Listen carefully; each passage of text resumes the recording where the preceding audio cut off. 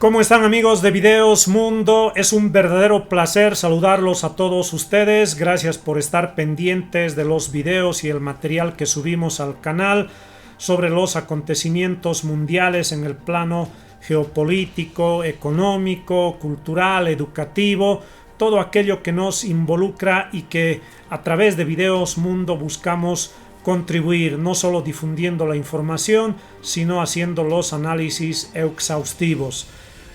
En este nuevo formato, en algunos videos vamos a mostrar cara, vamos a mostrar rostro, porque hay la susceptibilidad siempre de muchos suscriptores con esto de la inteligencia artificial, de que hay bastantes videos, mucho material que se está difundiendo de contenido falso, sintético. Uno ya no puede definitivamente creer qué es lo real y qué es lo ficticio. En ese sentido, en algunos videos pues nos van a estar viendo nuestra cara y de frente a ustedes, un poco recuperando el formato con el cual habíamos iniciado este canal internacional en el plano geopolítico ante todo. Bueno, en este video vamos a empezar con el primer capítulo de una temática que nos interesa y sobre todo preocupa a todo el mundo: la posibilidad de que se nos venga la tercera guerra mundial. Hay conflictos armados que no tienen solución y más al contrario tienden a agudizarse. El conflicto que ya va más de 2 años, Rusia versus Ucrania, y el otro desde reciente hace unos meses que ya va a cumplir 1 año, que es la guerra entre Israel y Palestina, que ahora tiende a convertirse en un conflicto ya regional por todo el Medio Oriente. Israel, después de haber avanzado en sus objetivos de devastar prácticamente la franja de Gaza en Palestina, ahora hay choques armados con el Líbano. Por lo tanto, hay el temor de que esto se expanda a un conflicto ya a gran escala regional. Y está latente también lo que ocurre entre China y Taiwán, advertencias permanentes de entrar a un conflicto bélico. Muchos analistas han señalado de que China estaría esperando cuáles son los resultados del conflicto bélico entre Rusia y Ucrania. Si es que Rusia logra victoria en ese conflicto, pues la siguiente invasión sería de China a Taiwán. Y al respecto, claro, ha habido el pronunciamiento de Estados Unidos que no va a permitir tal situación. En los hechos, aunque de forma indirecta, pareciera que ya hay un choque de potencias, primero con el financiamiento económico y luego con la provisión de armas. En el caso de Estados Unidos, que va metiendo bastante ayuda bélica a Ucrania, como también a Israel. Y por su parte también la otra potencia, que es China, aunque no muy de frente, ha estado por ahí apoyando particularmente a sus socios rusos. La pregunta está planteada: ¿será que estamos camino hacia una tercera guerra mundial? Dados estos conflictos armados que están ocurriendo en el mundo, que están lejos de solucionarse y más al contrario, hay las amenazas, las advertencias de unas potencias contra otras de desplegar y utilizar las armas nucleares, los temidos misiles nucleares, es pues que en Nueva York en las últimas horas se ha instalado la Asamblea de las Naciones Unidas bajo el denominativo Cumbre para el Futuro, y existe el temor de que nos estemos encaminando hacia un desastre global.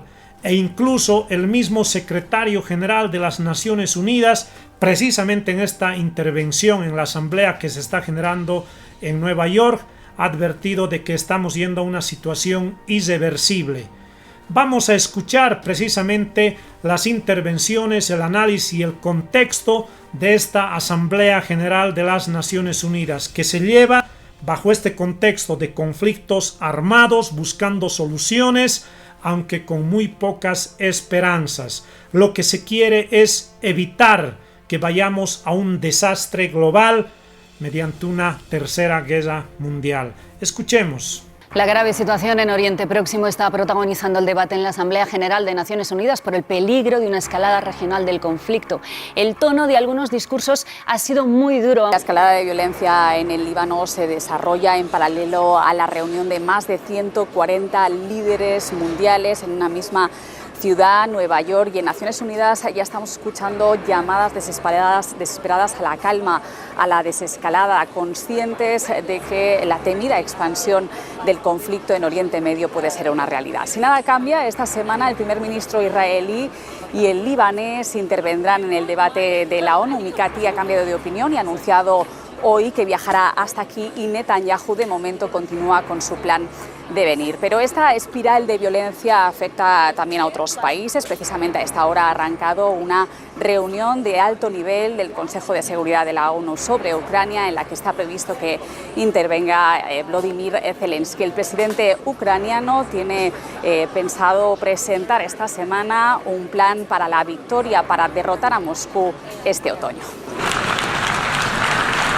Es la última vez que veremos a Joe Biden en el icónico mármol verde de la Asamblea General de la ONU para intervenir en el debate de líderes. Su despedida ha sido una llamada a la democracia. No olvidemos nunca que hay cosas más importantes que seguir en el poder, ha dicho, recordando su decisión de renunciar a la reelección y la necesidad de dar paso a nuevas generaciones. Confía en una solución diplomática para el Líbano e insta a Israel y Hamás a firmar un alto al fuego en Gaza, que no llega. La inauguración de Antonio Guterres ha reflejado su frustración ante el telón de fondo de esta cita mundial de la diplomacia. El nivel de impunidad en el mundo es políticamente indefendible y moralmente intolerable, advierte del creciente número de gobiernos y grupos que creen que saldrán indemnes, refiriéndose a las guerras de Ucrania, Gaza y Sudán. El Líbano se asoma al abismo, ha añadido. El presidente turco ha llamado a trazar alianzas para parar a Netanyahu, como las que detuvieron a Hitler hace 70 años. El embajador de Israel ante la ONU ha dicho hoy fuera del debate que prefiere la diplomacia. Asegura que el Líbano está aún a tiempo de evitar la escalada si su gobierno y su pueblo frenan a Hezbollah.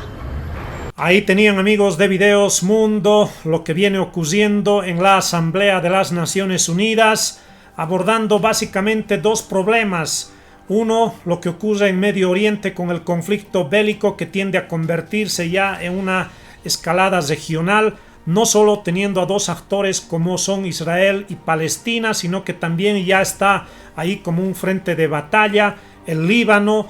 Paralelamente estaba Yemen, y también existe la posibilidad de que Irán entre al conflicto bélico, y aquello obviamente preocupa. Y por supuesto el otro conflicto bélico entre Rusia y Ucrania, que sigue agudizándose lejos de solucionarse. ¿Qué opinan, amigos? ¿Será que la Asamblea de las Naciones Unidas en algún momento puede jugar un rol protagónico para frenar esta escalada bélica mundial? Muchos analistas ya lo catalogan a las Naciones Unidas como un organismo inútil. ¿Será esto así? ¿Qué opinan ustedes? Pero antes de que me dejen sus comentarios, precisamente conozcamos a continuación los últimos detalles de lo que ocurre en el conflicto bélico en Medio Oriente, una situación de guerra que ya prácticamente ha desembocado entre Israel y el Líbano. Conozcamos. Es una realidad especialmente tensa, muy peligrosa. Aquí estamos hablando de que Israel tan solo ayer habría realizado más de 1.600 bombardeos en el sur, en el este del Líbano, en lo que es el Valle de la Beca. Dicen que sería contra objetivos de Hezbollah, donde almacenaban armas, donde realizaban sus operaciones de mando y control. Todo esto habría llevado a esta cifra enorme de más de 500 muertes, entre ellas hablamos de decenas de niños, de cerca de un centenar de mujeres, hasta el punto de que el primer ministro libanés, Najib Mikati, habla de una guerra de destrucción, de exterminio. Todo esto mientras en el lado israelí el primer ministro Benjamin Netanyahu asegura que no es una guerra contra el pueblo libanés, que se trata aquí de ataques contra el movimiento proiraní Hezbollah, que según él utiliza a la población libanesa como escudos humanos. Él llama a esta población a irse de sus casas como ha ocurrido ayer y también durante las primeras horas del día de hoy, precisamente para impedir ser alcanzados por los bombardeos, pues según dicen en el ejército israelí, un gran número de casas en el sur, en el este del Líbano, han sido utilizadas por Hezbollah precisamente como lugares de almacenamiento, también como lugares de lanzamiento de misiles, inclusive misiles de crucero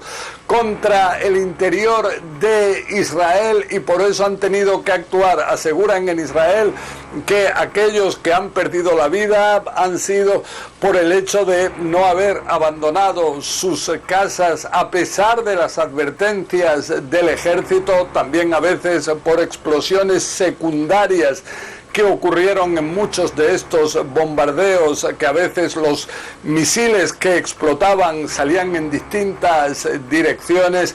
Aquí lo que vemos, eso sí, es que en el ejército israelí aseguran que van a incrementar durante la jornada de hoy sus ataques contra el interior del Líbano, que no pueden permitir que Hezbollah tenga ningún tipo de respiro.